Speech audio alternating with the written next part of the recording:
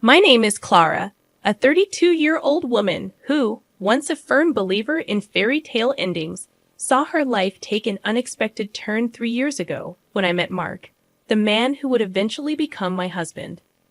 Our story unfolds as a journey of love, trust, and eventual betrayal against the backdrop of what seemed like a perfect marriage. It all began on an ordinary Tuesday morning when fate led me to the corner cafe, a John Grisham novel in hand, lost in the world of legal thrillers. That's when Mark entered, immediately noticeable with an air of confidence and a warmth in his smile that felt inviting. "Hey, is that Grisham's latest?" he asked, nodding towards my book, his friendly voice tinged with genuine curiosity. "Yeah, just started it. He's always a good read," I responded, pleasantly surprised by the ease of our conversation. We delved into discussions about our favorite authors, and our conversation flowed effortlessly. In the weeks that followed, Mark and I grew closer. Our shared interests in music, particularly old jazz, and a mutual love for exploring hidden bookstores around the city cemented our bond. Mark was charming, respectful, and attentive, and each encounter felt like catching up with an old friend. One evening, as we walked along the river, Mark's tone turned serious. "Clara, I've never felt this way before. I think I'm falling for you," he confessed under the dim glow of the streetlights. His words sent a rush of warmth through me, and I admitted, "I feel the same, Mark. You're unlike anyone I've ever met." 6 months flew by, and our relationship only grew stronger. During a cozy dinner at my apartment, Mark proposed, and there was no hesitation in my yes. I loved him, and I believed in our future together. The joy of our engagement, however, was soon met with apprehension as the time came to meet Mark's parents. His mother, Linda, was a stern woman with piercing eyes that seemed to judge my every move, while his father was more amiable but carried an undeniable seriousness, especially regarding the institution of marriage. During a formal dinner at their house, Mark's father brought up the subject of a prenuptial agreement. "It's just practical," he stated matter-of-factly. The request caught me off guard, but given my past experience with a cheating ex-boyfriend, I understood the necessity. "I agree, but I have a condition," I said, steadying my voice. "If either of us cheats, the cheater owes the other $100,000. Mark's expression was a mix of surprise and respect. "I promise, Clara, I'd never cheat on you," he said earnestly. Our wedding was a beautiful affair, filled with laughter, dancing, and promises of forever. The first year of our marriage felt like living in a dream. We traveled to romantic destinations, enjoyed quiet evenings at home, and supported each other's ambitions. Mark was not just my husband. He was my best friend and confidant. After the whirlwind of our wedding, Mark and I settled into married life with an ease that surprised even me. Our first year was like living in a bubble of happiness, untouched by the outside world. Our honeymoon in Paris was a dream, strolling along the Seine as two lovebirds lost in a city of love. "Can you believe we're here?" I inquired of Mark one evening as we observed the Eiffel Tower lighting up. He drew me close and responded, "With you, I can believe anything. This is just the start for us, Clara." Those days were filled with laughter, romantic dinners, and promises of a shared future. Returning home with a suitcase full of memories, our bond felt unbreakable. In our daily routine, Mark would bid me farewell each morning before work, and I'd have dinner waiting for him upon his return. Our conversations stretched late into the night, discussing everything and nothing. One night, while cleaning up after dinner, Mark remarked, "You know, I never thought I'd be this happy doing mundane stuff like washing dishes." I playfully splashed water at him, and he laughed, catching it in his hands. "That's because you've got an amazing wife. It's all about good company," he said. "Absolutely the best decision of my life marrying you." Despite the growing pressure from external expectations, particularly the anticipation of starting a family, our happiness persisted. Linda, Mark's mother, would drop not-so-subtle hints at family gatherings, asking, "So when are we going to hear some good news?" I brushed it off with a joke, but her persistence strained me over time. Mark reassured me, saying, "Don't let my mom get to you. We'll start a family when we're ready, not minutes sooner. Our first year of marriage was magical, celebrated with a quiet dinner at home. Mark surprised me with a necklace I had admired months ago. Happy anniversary, Clara. Here's to many more years of happiness, he said, his eyes shining with love. As we cuddled on the couch that night, I felt incredibly fortunate. However, as our second year of marriage began, the pressure from Mark's family, particularly Linda, took a toll. It wasn't just about starting a family. Her criticisms infiltrated every aspect of our lives. Linda's disapproval, often hidden in seemingly helpful comments, turned every visit into a nightmare. One afternoon, as I set the table for lunch, Linda walked into the kitchen, eyeing the spread with a disapproving frown. "Is this what you're serving? A bit simple, don't you think?" she remarked, her tone dripping with disdain. Clenching my jaw, I tried to maintain composure. Her critiques extended beyond my cooking, finding fault in everything from house decorations to how I spent my free time. One evening, relaxing in the living room, Linda gave her unsolicited opinion, stating, "You know, Clara, if Mark gave me the money he spends on you."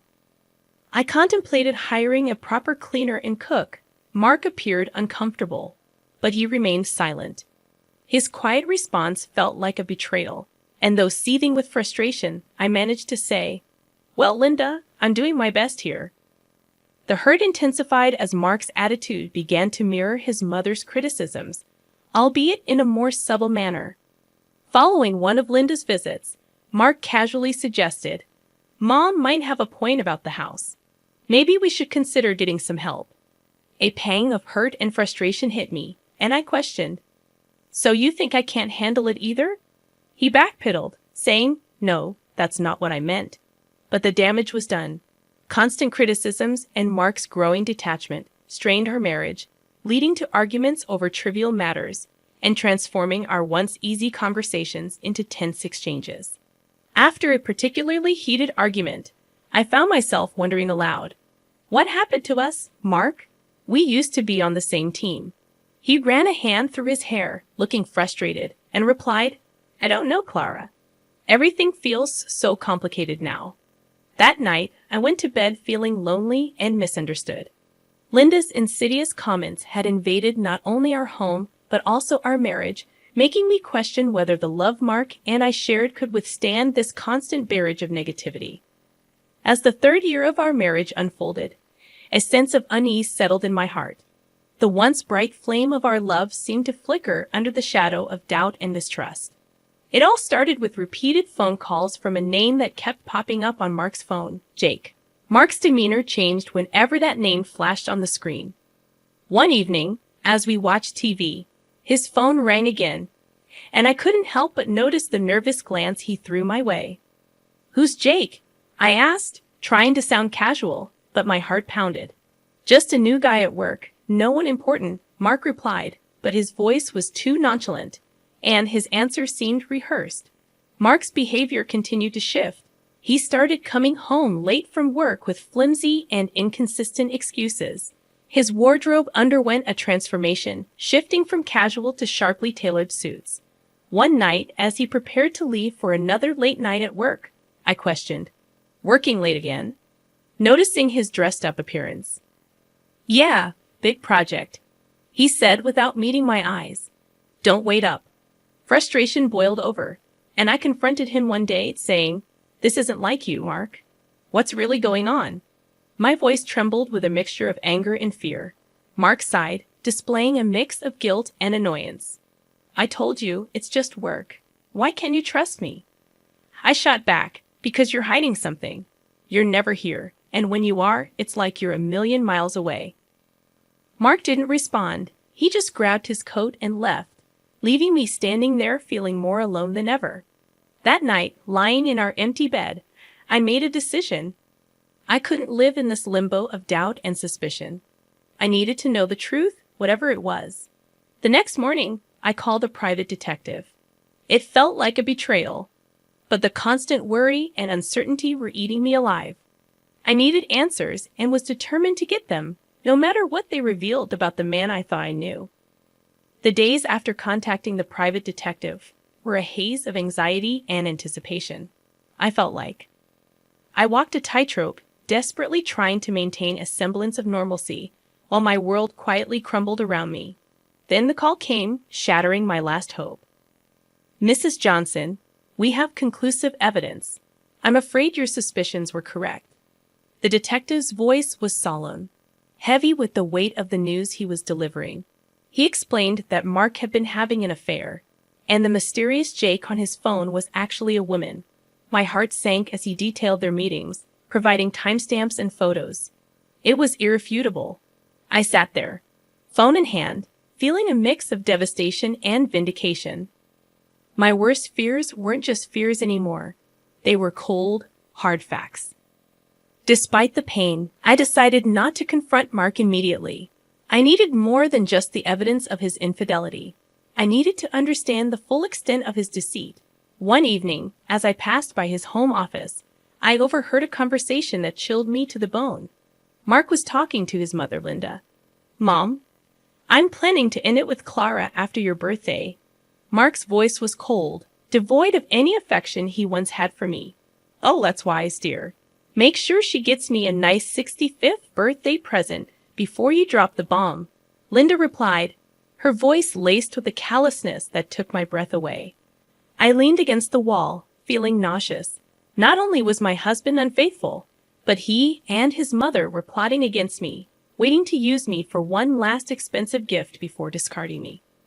Fueled by a mixture of anger and resolve, I decided to play along. I continued as if nothing was wrong while secretly gathering more evidence of Mark's infidelity. The detective provided me with everything: photos, videos, and even audio recordings.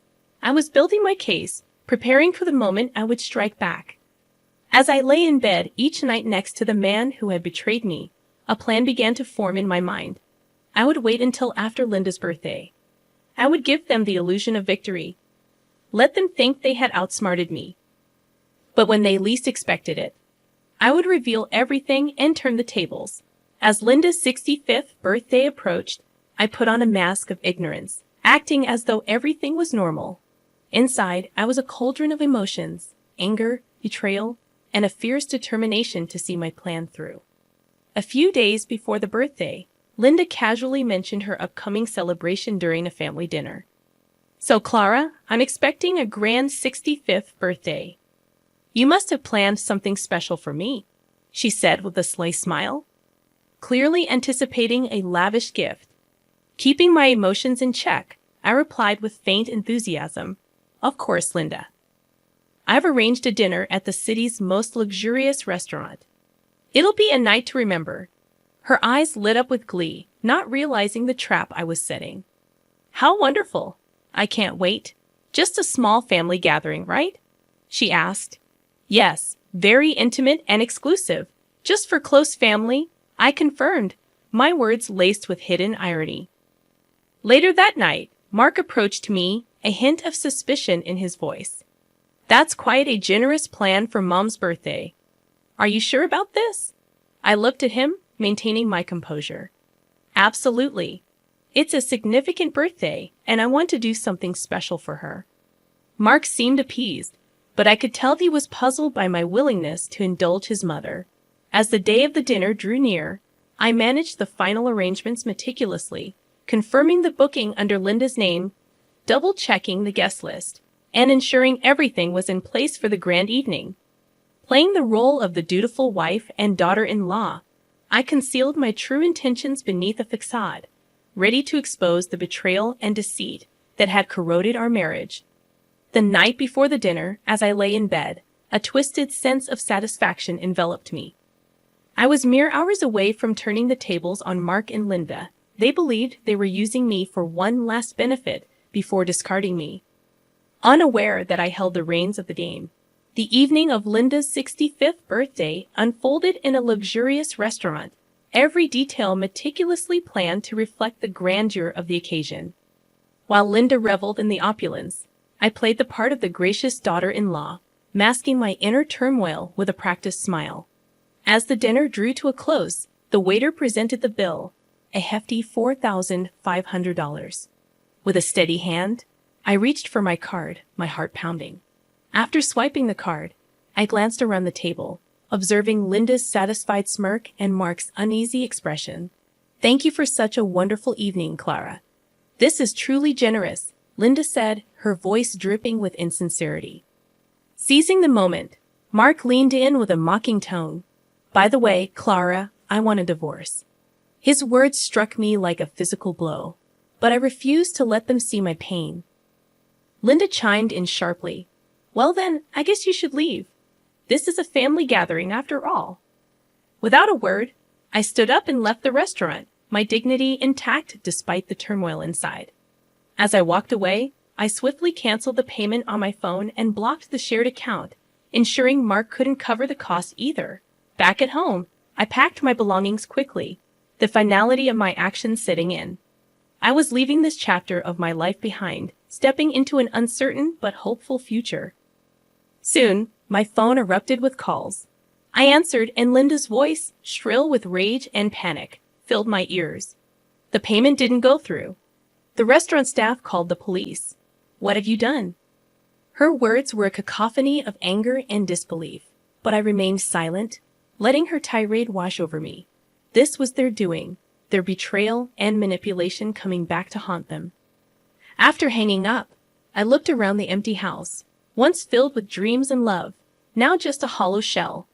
I took a deep breath, stepped out the door, and didn't look back. Their calls continued, desperate pleas for help that I no longer felt obliged to answer. I had closed that chapter of my life for good. In the end, they paid. Mark had to borrow from his parents, but I didn't care where the money came from. It was a small compensation for the betrayal, but more importantly, it was closure. Sitting in the lawyer's office, signing the last of the papers, I felt a sense of peace.